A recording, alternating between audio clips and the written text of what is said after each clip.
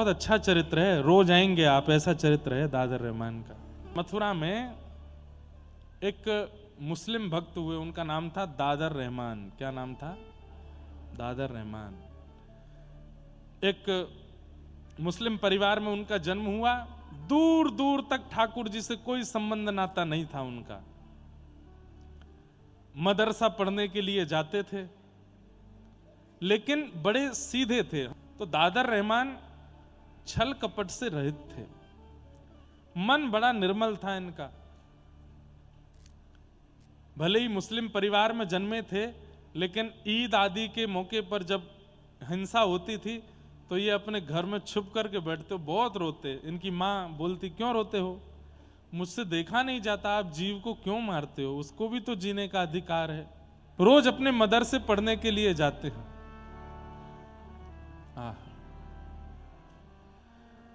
तो जो मदरसा जाने का रास्ता था, उस रास्ते में एक मंदिर पड़ता था, पर मंदिर के बाहर एक लकड़ी की एक आड़ जैसी थी, ताकि चलते फिरते लोगों को सीधे ठाकुर जी का दर्शन ना हो। जिसका मन हो वो भीतर आके दर्शन करे। तो ऐसे मुख्य द्वार था, मुख्य द्वार के बाद एक लकड़ी की एक ऐसे परत थी, ताकि चलते फिरता कोई भी मन चला दर्शन ना करे, जिसको करना अंदर आवे। पता नहीं कैसे एक दिन रात्रि में वो लकड़ी की जो आड़ थी वो टूट गई। अब उसकी मरम्मत कराने के लिए पुजारियों ने किसी को बोला, उसने कहा कि 10-15 दिन लगेंगे। अब इसको आप कृपा नहीं कहोगे तो ठाकुर जी को देखना है उसको और दिखवाना है खुद को। तो कई बार ऐसा होता है कि अन्य मजहब के लोग जब होते हैं, वो दूसरे मजहब के लोगों को देखना चाहते हैं कि भाई ये करते क्या हैं, इनके में क्या हो रहा है। हम लोगों को भी कभी हमारे मुस्लिम लोग जब दिखते हैं तो हम देखते हैं उनकी ओर कि क्या करते हैं, इनके नियम क्या है, इनके कर्म क्या है, क्या क्या कैसे होता है। तो ऐसे ही मंदिर के आगे से रोज निकलते थे, कभी दिखे तो थे नहीं ठाकुर जी। पर आज दादर रहमान छोटा बालक मदरसा पढ़ के लौट रहा था। जैसी उसकी दृष्टि पड़ी अंदर, आज वो दीवार नहीं थी, तभी त्रिभंग ललित श्याम सुंदर और बगल में किशोरी जी खड़ी हैं। वो झांकी दिखी तो रुक गया, या कहो 4 कदम आगे बढ़ गया था, 3 कदम पीछे आया, फिर देखा और बाहर से ही देखता रहा। और देखते देखते अब ये तो पता ही होता है सब लोगों की, ये ठाकुर जी हैं और ये इनकी प्रियसी श्री किशोरी जी हैं, श्री राधा रानी हैं। इतना तो उसको भी पता था।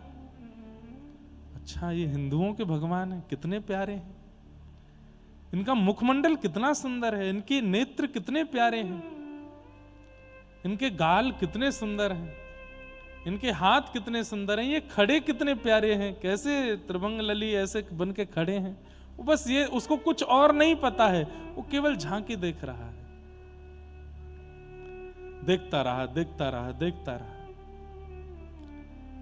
थोड़ी देर बाद कुछ ब्राह्मण लोग वहां आ गए और उन्होंने जब उसको मंदिर के अंदर देखते हुए देखा तो ऐसे थोड़ा घूर करके उसकी ओर देखा, तो डर के मारे वो वहां से चला गया।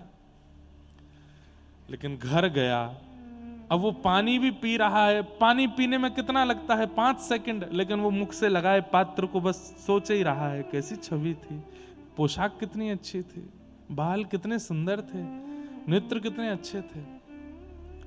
मां घर से बाहर बार बार जाने नहीं देती थी, मौका ढूंढ रहा है, मैं कैसे दोबारा जाऊं। तो एक ही उपाय था, कल जब मदरसा जाऊंगा तो फिर देखूंगा। तो बस रात भर यही है, रात्रि तुम जल्दी जाओ, जल्दी से सुबह उदय हो। सूर्य उदय होते ही पिताजी ने बैठा दिया, नमाज पढ़ो। तो जो भी क्रम था वो अपना करने लगा। बस उसको तो उत्सुकता थी, माँ ने बाल भोग बनाया था, मुझे भूख नहीं, मैं जा रहा हूं, आज मौलवी जी ने जल्दी बुलाया है, मैं जा रहा हूं। चला गया। कोई मौलवी ने जल्दी नहीं बुलाया था, उसको देखना था। मंदिर के बाहर खड़े होकर फिर देखने लगा। कल तो देख करके कैसे तैसे चला गया। अब मंदिर के बाहर मुख्य रास्ता था, वहां कुछ ठेले दुकानें आदि कुछ लगी थी। तो कभी किसी दुकान पर बैठ करके वहां से कुछ सामान लेके खाने लग जाए, देखने के लिए बहाने ढूंढे। कभी किसी दुकान पर खड़े होकर वहां से देखे, कभी कहीं खड़े होकर के देखे। ऐसी स्थिति को क्या कहते हैं बंधुओं, पता है? आप नहीं देख रहे हो ठाकुर जी को, ठाकुर जी देख रहे हैं आपको, इसलिए आप रह नहीं पा रहे उनको देखे बिना। आपके बार बार, जैसे मैं बताया ना थोड़ी देर पहले, एक माता जी वो बार बार बाहर से अंदर आमे बोले एक बार और नाच लूं फिर चलूंगी, एक बार और नाच लूं। ऐसी स्थिति जब बन जाती है ना कि आप रोके से नहीं रुक पा रहे हैं, इसका मतलब दृष्टिपात आपकी तरफ से नहीं, उनकी तरफ से हुआ है। हम दर्शन करके निकल जाते हैं, कई बार सिक्योरिटी गार्डों से लड़ते हैं, अरे हमें करने दो करने दो। क्यों? पता है दर्शन करना ना, हूं अपनी लिस्ट लाए थे बताने की, वो बता नहीं पाए अभी तक। ठाकुर जी को बताना है क्या क्या कष्ट है, हम इसलिए रुकना चाहते हैं। वो फिर किसी लायक नहीं रह गए, सब छूट गया उनका। क्या विधि है, क्या वेद है, क्या योग है, क्या संयम है, क्या ध्यान है, सब छूट गया। लखी जिन लाल की मुस्कान, लखी जिन लाल की मुस्कान, नेम व्रत आचार पूजा पाठ गीता ज्ञान, नेम व्रत आचार पूजा पाठ गीता ज्ञान, रसिक भगवत द्रगदयसी, रसिक भगवत ऐच के मुख म्यान, ऐच के मुख, लखी जन लाल की मुस्कान, लखी जन लाल की मुस्कान, रसिक भगवत द्रग दई असी, ऐंच के मुख ध्यान, मुख म्यान। अब इस भाव को कैसे समझोगे? श्री भगवत रसिक देव जी कह रहे हैं कि अपने होठ रूपी धनुष बाण, दादर रहमान की स्थिति यही हो गई। अब तो मदरसे का समय हो गया, समय पूरा हो गया, बालक वापस लौट के घर जाने लगे और दादर रहमान वहीं खड़े खड़े ठाकुर जी को देख रहा है। एक इनके चाचा का बेटा था, उसका नाम था कासिम। उसने आकर के देखा, तू आज वहां नहीं आया? मौलवी जी पूछ रहे थे। तो अपने आंसू पोंछे, आंखें लाल पड़ी थी। नहीं कुछ नहीं, बस ऐसे ही थोड़ा बुखार था। बुखार था तो घर पे होता, तो यहां क्या कर रहा है? बाजार में घूम रहा है। कासिम को बुलाया, बोले इधर आओ, मुझे ना कोई अच्छा लग गया है, और क्यों लग गया है मुझे नहीं पता है। अब मुझे डर भी लग रहा है कि कहीं ये अच्छा लगना बुरा तो नहीं है। बोले कौन अच्छा लग गया है? अपने बगल में अपने चाचा के भाई को, बेटे को खड़े, कासिम को खड़े कर, बोले वो अच्छा लग गया है। सामने देखा जैसे त्रिभंग लली श्याम सुंदर। कासिम बोला, अरे बाप रे, तू क्या कर रहा है? तू इसको देख रहा था सुबह से? बोला हाँ। अरे अब मुझे शब्द नहीं पता वो लोग क्या बोलते। बोले पाप लगेगा, चल यहां से। लेकर के गए, बोले कि इसका पता नहीं चलना चाहिए तेरे पिता को और मेरे पिता को। घर में किसी को भी पता चला तो हम लोगों को काट दिया जाएगा, मार दिया जाए। तुझे पता नहीं है कितना बड़ा अपराध है ये? बोले इसमें अपराध क्यों है? वो कितने सुंदर हैं, तूने देखा उनको? उनके मुख देखे, उनके गाल देखे, नेत्र देखे, कितने सुंदर हैं। और उनकी जो प्रियसी राधा रानी, उनकी तो मैं क्या कहूं, वो कितनी सुंदर थी। ये सुंदर हैं तो ये देखने में क्या अपराध हो सकता है? कासिम बोला, देख खबरदार, तू खुद कुछ कर रहा है अपराध, मुझसे भी करवाएगा। नहीं करना, नहीं देखना, मैं घर पे नहीं बताऊंगा, लेकिन कल से मत करना ये सब। कासिम को कुछ खाने के लिए कुछ चीज अच्छी लगती थी बाजार की, तो दादर रहमान वो खरीद लाया। अपने चचेरे भाई को वो सामग्री दी खाने की, खुश हो गया। अरे वाह, तू मेरे लिए लाया? बोले कि मैं तुझे एक शर्त पे दूंगा। बोले क्या? मुझको देखने दिया कर, घर पे किसी को पता चलना नहीं चाहिए, मैं पढ़ने नहीं जाऊंगा मदरसे में, मुझे बस उनको देखना है, तू घर पर नहीं बता। तो बोला नहीं ये नहीं होगा। बोले देख, आज 1 दे रहा हूं, कल 2 सामग्री दूंगा, परसों 4 दूंगा, तुझे रोज खिलाऊंगा, घर पर नहीं बताना। कैसी अद्भुत लीला है। तो कासिम घर पे ना पता चले इसकी पूरी व्यवस्था करता था। वहां जाके मौलवी जी को रोज बोल देता था वो तो बीमार पड़ा है, उसको तो कुछ पेट में दिक्कत हो गई है, उसको ऐसा हो गया है वैसा हो गया है, इसलिए वो नहीं आ रहा है। 4-5 दिन निकलने के बाद कासिम बोले, देख आज मौलवी जी कह रहे थे अगर दादर नहीं आया तो मैं उसके घर जाके देख के आऊंगा उसको, भाई क्यों नहीं आता है वो। तो दादर रहमान दूसरे दिन चला गया पढ़ने। 4-5 दिन बाद तो मौलवी जी ने बैठाया, बोले कहाँ था तू, क्या था, क्या कर रहा था, तो सब उसने झूठ वूठ बोल के किया। अचानक से उसने पूछ लिया, बोले मौलवी जी एक बात बताइए। बोले क्या? एक काफिरों के भगवान को अगर देख लेते हैं तो उससे कुछ होता है क्या? तो मौलवी जी बोले ऐसा क्यों पूछते हो तुम, देखा है क्या तुमने? नहीं नहीं मैंने देखा नहीं, बस पूछ रहा हूं। हम मथुरा में रहते हैं, यहाँ चारों तरफ उनके मंदिर हैं, कभी दिख जाए तो, दिख जाए तो। और बड़े उन्होंने नियम बता दिए, ये ऐसे नमाज करना, फिर ये करना, ये वाला क्रम करना पड़ेगा, वहां तुम्हारा तीर्थ है वहां जाकर के ये करना पड़ेगा, और ऐसा कर रहे हो तब जाकर के उसका जो पाप होगा वो निकलेगा। दादर रहमान बोला बहुत कठिन है, नहीं करना मुझे। मैं देखने में ही राजी हूं, ज्यादा से ज्यादा पाप ही लगेगा, मरने के बाद जन्नम में जाना पड़ेगा। बोले मरने के बाद ही तो जाएंगे, जब तक जीवित हूं तब तक देख लेता हूं, जन्नम ही तो जाना पड़ेगा, देखना नहीं छोड़ पाऊंगा।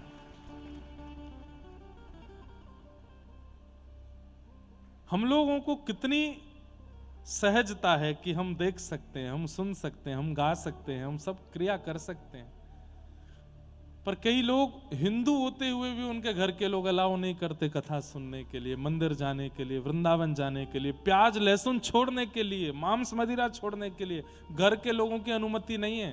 खाओ, पीना पड़ेगा, खाना पड़ेगा। ऐसे ऐसे परिवार भी आते हैं। कासिम ने एक दिन कहा, बोले देख तेरा बहुत ज्यादा हो गया है ये, तू रोज रोज यहां खड़े खड़े, और तू रोने लग गया आजकल, तुम्हारा रोता रहता है, ऐसे में ठीक नहीं है, मैं तेरे पिताजी को बता दूंगा। बोले मत बताना, बहुत मारेंगे और दर्शन करना बंद करवा देंगे, मुझे बहुत अच्छा लगता है इनको देखना। बोले मैं बताऊंगा। और कासिम ने जाकर के घर पर बता दिया कि दादर रहमान एक मंदिर के बाहर खड़े होकर दर्शन करता है। ये नहीं बताया रोज करता है, बस इतना कह दिया कि आज किया था, मैंने देख लिया था। इतना मारा पिता ने, इतना मारा कि हाथ की चमड़ी उधर गई दादर रहमान की।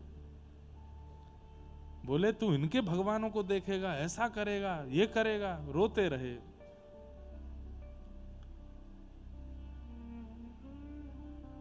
घर में बंद कर दिया, बोले अब तू नहीं जाएगा पढ़ने के लिए।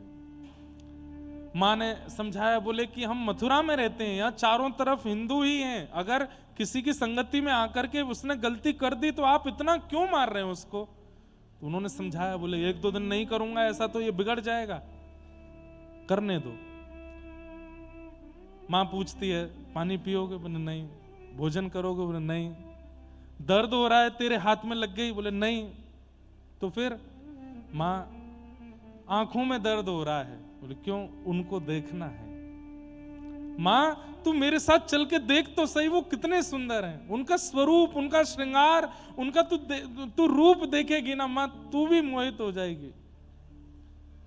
माँ तो घबरा गई, बोले ये हमारे घर का बेटा, इसको क्या हो गया ये?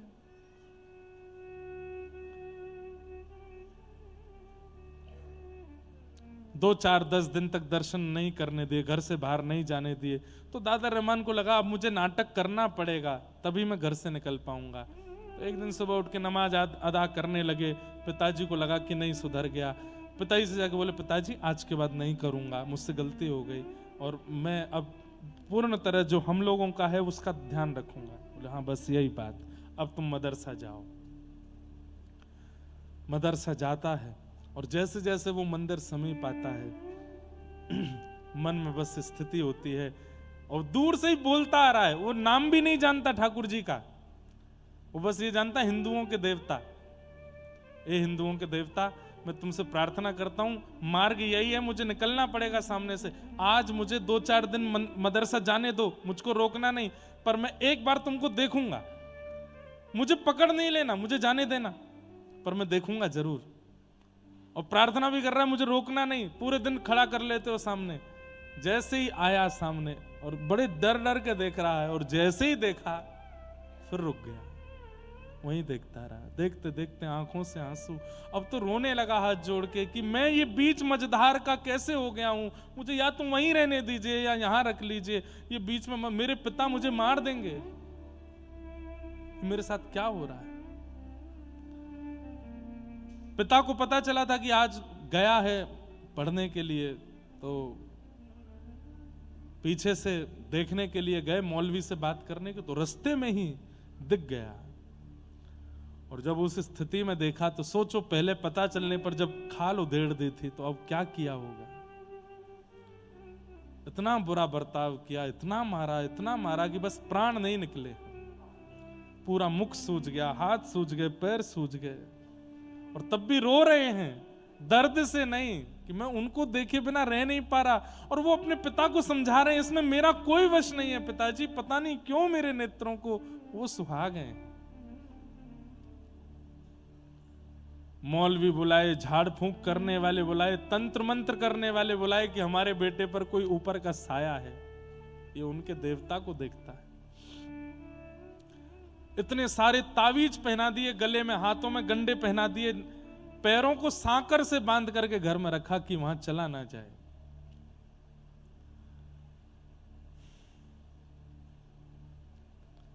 लगन लगी घनश्याम की जाए, लगन लगी घनश्याम की।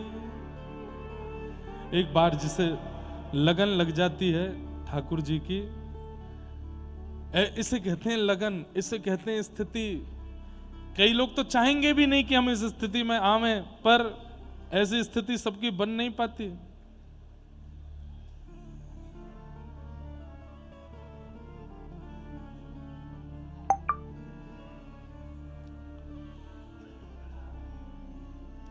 लगन लगी घनश्याम की जाए, लगन लगी घनश्याम की। स्थिति कैसी हो जाती है? धरत कहूं पग परत है कितहूं, धरत कहूं पग परत है कितहूं, भूल जाए सुध धाम की।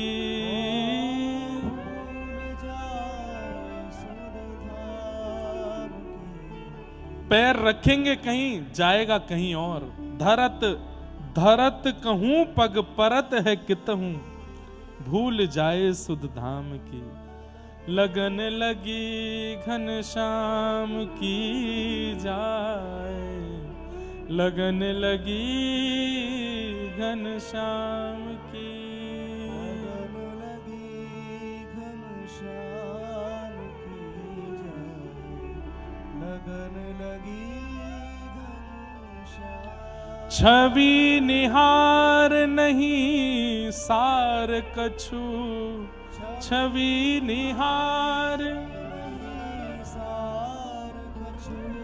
हरि पल निस दिन जाम की। हर पल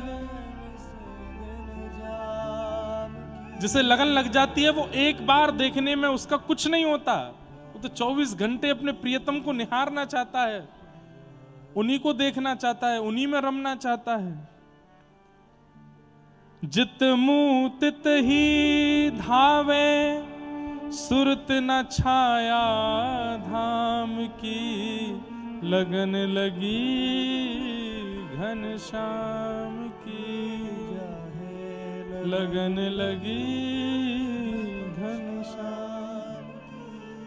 नारायण बौरी भई डोले, नारायण बौरी मतलब पागल, बेचैन। नारायण बौरी भई डोले, नारायण रही न काहू काम की, रही न लगन लगी घनश्याम की, जाहे लगन लगी घनश्याम की। ऐसी स्थिति हो गई कि अब रह नहीं पा रहे हैं ठाकुर जी के बिना। तब अनेक तंत्र मंत्र वाले आ गए, झाड़ फूंक करने वाले आ गए। अब तो स्थिति ये हो गई, बिना नाम जाने, बिना कोई यज्ञ तप जप जाने, कुछ नहीं पता है रहीम को कि उनकी प्राप्ति के लिए करना क्या पड़ता, कुछ भी नहीं आता है, लेकिन बैठे बैठे बस हंस रहे हैं। पूछते हैं तंत्र मंत्र करने वाले, कौन है तेरे सिर के ऊपर, कौन है? तो बोले घर से निकल के जब मदरसे के रास्ते पर जाओगे तो बाएं हाथ पे एक मंदिर पड़ेगा, वहां जो खड़े हैं वही हैं, वही हैं, तन में, मन में, जीवन में, बुद्धि में, चित्त में, नेत्रों में, बस उनके अलावा कुछ नहीं, उन्हें देखना है बस। अब तो वो प्रार्थना करने लगे ठाकुर जी से कि नाथ अब मैं नहीं रह पाऊंगा, अब मेरी स्थिति कुछ ऐसी हो गई है कि मैं कुछ जानता भी नहीं आपके बारे में, मुझे आपका नाम भी स्पष्ट नहीं पता, बस देखने की इच्छा है मेरी, अब कृपा करो। और बस एक दिन मौका पा करके पहुंच गए मंदिर के बाहर, प्रतीक्षा कर रहे हैं कि मंदिर खुले, दर्शन हो। घर से भाग करके मौलवी आदि सब ढूंढ रहे हैं कहां हैं, छुप करके बस प्रतीक्षा कर रहे हैं, एक बार झलक दिख जाए प्राण त्याग दूंगा। आज जैसे ही ठाकुर जी का दर्शन करने के लिए पहुंचे, कपाट खुलते ही सामने जब श्याम सुंदर को देखा, दर्शन करके नतमस्तक हुए, नतमस्तक होकर के जैसे ही पुनः उठ करके देखा तो ठाकुर जी सचल होकर के प्रकट हो गए, और प्रकट होकर के दादर को अपने हृदय से लगा करके अपने में ही विलीन, उसको अपने संग ही ले गए ठाकुर जी, नहीं मिले फिर, ठाकुर जी में ही विलीन हो गए। कहां ऐसे भक्त भी हैं जिन्होंने कोई योग नहीं किया, तप नहीं किया, जप नहीं किया, किसी प्रकार का कोई साधन नहीं किया, केवल निहार लिया है, और सब कुछ विपरीत होने के बाद भी प्राप्ति कर लेते हैं ठाकुर जी की।